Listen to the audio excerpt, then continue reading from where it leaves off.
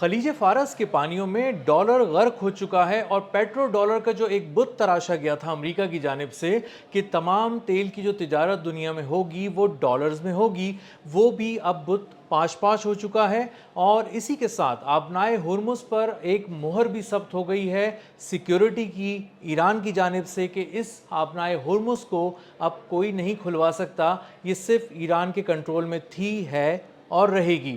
ہوا یہ ہے کہ جو آبنائے ہرمز بند ہونے کی وجہ سے جو ایک طرح سے خام تیل کی تجارت رک گئی تھی، ساری سپلائیز رک گئی تھیں، کمرشل ویسلز اس کو پار نہیں کر پا رہے تھے، اور یہ کہا گیا تھا ایران کی جانب سے کہ کوئی بھی قریب آیا تو اس کو اڑا دیا جائے گا۔ تو اب ایک مشروط طور پہ اجازت دے دی گئی ہے ایران کی جانب سے آبنائے ہرمز کو کراس کرنے کے لیے، اور وہ شرط یہ ہے کہ جو بھی چائنیز کرنسی یوان میں پیمنٹ کرے گا، ایک ٹرانزٹ فی، وہ ہی وہاں سے گزر سکے گا۔ تو آج ایک پہلا جہاز آفیشلی ٹرانزٹ فی پے کر کے 20 لاکھ ڈالر کی جو چائنیز یوان کے متبادل انہوں نے پے کی ہے، اتنی ہی مالیت کی، وہ جہاز پے کر کے کمرشل ویسل وہاں سے انرجی سپلائیز لے کے کراس کر گیا آبنائے ہرمز۔ اور وہ جو جہاز جو آبنائے ہرمز آج کراس کر کے گیا ہے، انٹرسٹنگلی وہ بھارت کا ہے، بھارت اس کو اون کرتا ہے، اور وہ ایک جو سپلائیز تھی انرجی کی وہ لے کر گیا ہے بھارت کی طرف۔ تو یعنی نریندر مودی جو کل تک ایران کے خلاف سازشیں کر رہے تھے اور یہ سمجھ رہا تھا مودی کہ وہ اسرائیل کے ساتھ مل کر ایک ناقابل تلافی قسم کا نقصان پہنچائے گا ایران کو، اس کی پیٹھ میں خنجر گھونپتا رہا، آج اس کو ایک ایسا وقت اس پر آ گیا ہے کہ اس کے ملک میں ایل پی جی کی بہت زیادہ شارٹیج ہو چکی ہے، آئل کی بہت زیادہ شارٹیج ہو چکی ہے، طویل قطاریں لگی ہوئی ہیں وہاں پر، سلنڈرز ہی سلنڈرز رکھے ہیں لوگوں نے اپنی کیو میں لگانے کے لیے، اور وہ گھر چلے گئے ہیں، انہیں اندازہ ہے کہ پورا دن گزار کر بھی ان کی باری نہیں آئے گی، لیکن وہ 2-4 کلو جو گیس خریدنا چاہتے ہیں اس کے لیے وہ اپنا سلنڈر صبح سے ہی رکھ کے چلے جاتے ہیں، اور اگلی صبح ان کی باری آ رہی ہے، اتنی طویل جو ہیں اس کے وہ پائل اپ ہوئے ہوئے ہیں، ساری جو سلنڈرز ہیں وہ پائل اپ ہوئے ہیں۔ اب جو لوگ ہیں وہاں پہ وہ بہت تکلیف میں تھے، اور چونکہ بہت زیادہ بھارت پر پریشر بڑھتا جا رہا تھا بھارت کی حکومت پر، تو اب مودی کو بھی اندازہ یہ ہو گیا کہ صرف ٹرمپ کی گود میں بیٹھ کر یہ سارا گیم نہیں کھیلا جا سکتا، اور نتن یاہو کی مالا جپتے ہوئے ہی یہ سارا کھیل نہیں کھیلا جا سکتا، اب اس کو ایران سے بات کرنی پڑے گی، اس کو اپنا جو ایک دوغلا معیار ہے،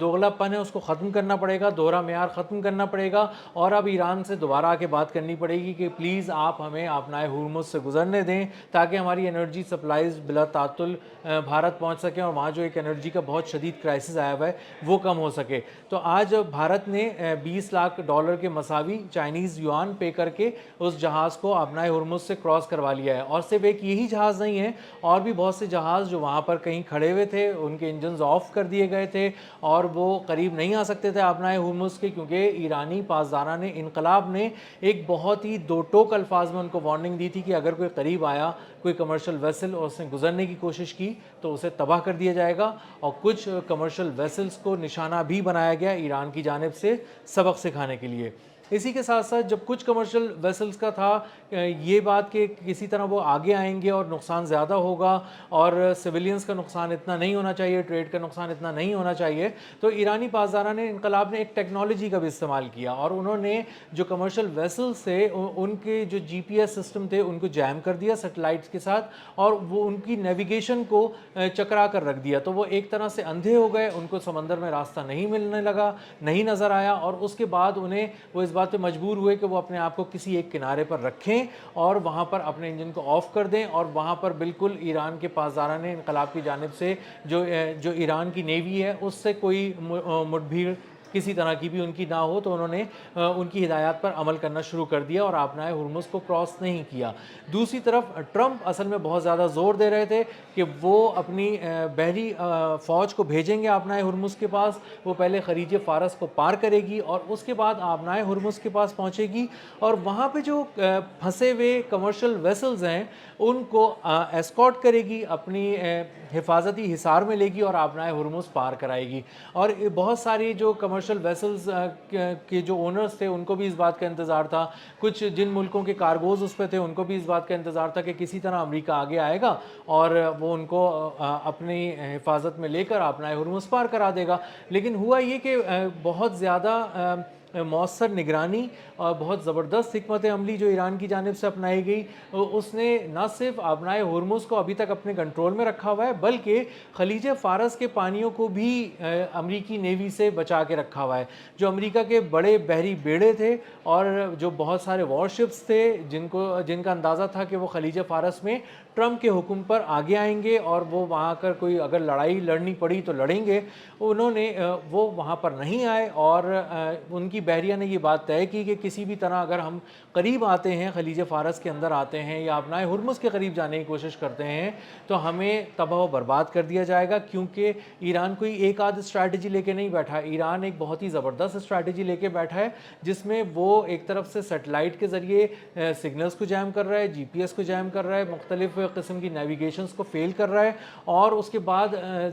समंदर की तह से हमला कर रहा है, उसके सामने से हमला कर रहा है और फ़िज़ा से हमला कर रहा है। तो उसके जो बहुत सारे बैलिस्टिक मिसाइल थे, हाइपरसोनिक मिसाइल थे, टॉर्पीडोज़ थे, जो उसने कुछ ख़ास किस्म की सबमरीन्स में फ़िट करके उसके करीब रखे हुए थे, उनको अंदाज़ा ये हुआ कि हम बहुत बुरी तरह पिटेंगे और ईरान हमें बहुत ही मौत के जाल में फंसा के मारेगा। इस बात का एतराफ़ क्रिस राइट ने भी किया, जो उनके वज़ीर तवानाई हैं अमेरिका के। जब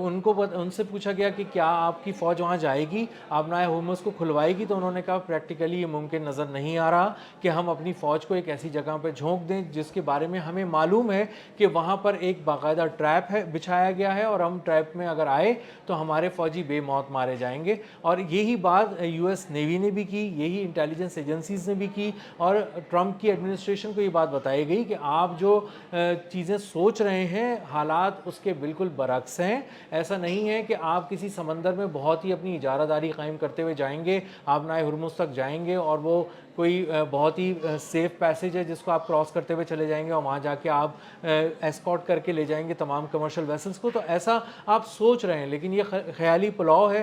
ये खाम ख्याल है, और इसको अगर आप पुख्ता करने की कोशिश करेंगे तो आपको हकीकत जो है वो बहुत ही भयानक नज़र आएगी, अपने फ़ौजियों की मौत की सूरत में और अपने इंतहाई महंगे वॉरफेयर जो इक्विपमेंट है उसकी तबाही की सूरत में। तो आज जब पेट्रो डॉलर का एक तरह से आप कह सकते हैं कि वो तबाह हो गया, वो गर्क हो गया खलीज फ़ारस के पानियों में, चाइनीज़ युआन जो है वो उसका बोलबाला हुआ है, वो उभर कर सामने आया है, और साथ ही साथ रशिया का भी बहुत बड़ा फ़ायदा हुआ है। रूस जो ऑयल एक्सपोर्ट करने वाली कंट्रीज़ में जिसका जो रैंक है वो खासा ऊपर है, उसको अगर आप देखें तो उसको बहुत ही इससे फ़ायदा हुआ है। चाइनीज़ युआन के अंदर जो ट्रेड हो रही है, चाइनीज़ करेंसी के अंदर जो ट्रेड होना शुरू हुई है, इससे रशिया को भी बहुत फ़ायदा है। उसकी वजह यह है कि आबनाए हुर्मुज़ बंद होने की वजह से मुतबादिल के तौर पे अब एक ऑयल सप्लाईज़ अगर किसी के पास दस्तियाब हैं तो वो रशिया है। रशिया ऑयल एक्सपोर्ट कर रहा है और बहुत ही कॉन्फिडेंटली और बड़े पैमाने पे एक्सपोर्ट कर रहा है, और मज़ीद भी उसकी कैपेसिटी है कि वो इसको एक्सपोर्ट को अपनी बढ़ा सके। तो अब ममालिक उससे रब्ता कर रहे हैं। ख़ुद इंडिया जो उससे पहले जिसको मना कर दिया गया था अमेरिका की जानिब से कि वो रूस से तेल नहीं ख़रीद सकता, उस पर अब सैंक्शंस लग जाएंगी, और उसने ख़ास तौर पे अमेरिका से इजाज़त ली है कि वो रूस से तेल ख़रीद सकता है। अब वो रूस से जो तेल ख़रीद रहा है तो उसकी भी पेमेंट्स अब किस तरह होती है, मोस्ट प्रोबेबली वो